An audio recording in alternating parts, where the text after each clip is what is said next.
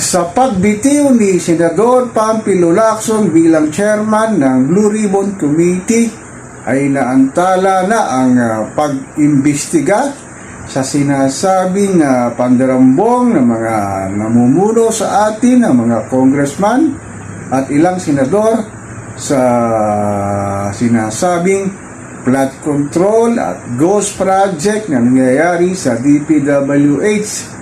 Lumakas ang panawagan ng CBCP, Iglesia ni Cristo, civil society at mga ilang sinasabing universidad dito sa ating mahal na inang bayan na buksan o isa publiko ang investigasyon ng ICI o Independent Commission for Infrastructure. Grabe, alam naman natin talaga ang mga ginawa ng mga district engineer sa DPWH at ang sinasabing mga mastermind nito, ang mga proponents na kongresista at naging contractor at contractor na naging kongresista. Grabe, grabe itong pandarambong sa ating bayan.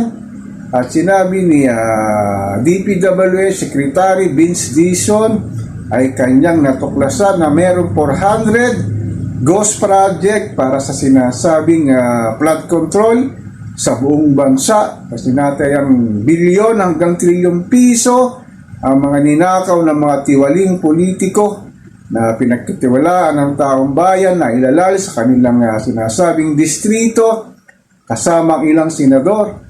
Sana talaga managot itong mga nandambong sa sinasabing salapi ng bayan na talagang huwag tayong huminto sa pag-iingay, sa pagbibigay ng mga messages sa social media na talagang bantayan natin itong massive at systemic na korupsyon na nangyayari sa DPWH.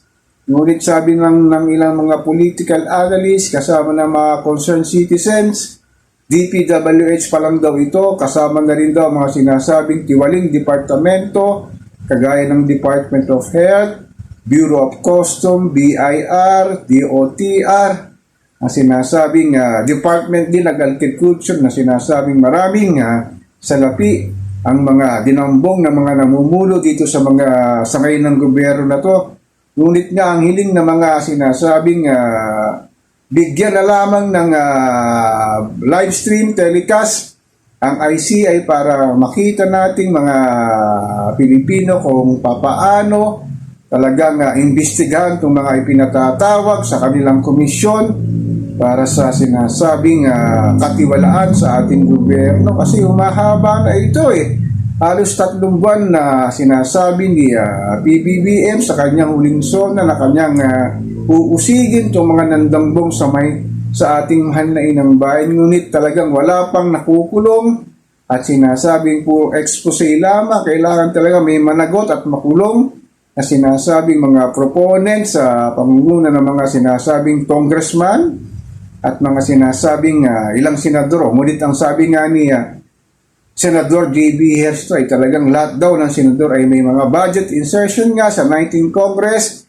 lalong-lalo na sa 2025 budget. Kailangan talaga may managot dito at talagang may pakulong ang mga sinasabing tiwali sa ating gobyerno. Talagang matuto na tayo sa susunod na eleksyon sa 2028 ay huwag na nating silang iboto na sinasabing talagang walang pakialam sa nararanasan ng ating mga kababayan, lalo na si Juan Pasang Cruz na hindi na alam kung saan kukunin at 3 beses na ihahapag sa kanilang hapagkainan sa walang humpay nagpagtaas sa inflation, serbisyong publiko, mga sinasabing pangunahing bilihin at kawalan ng sinasabing healthcare system at hindi magandang kalidad ng edukasyon.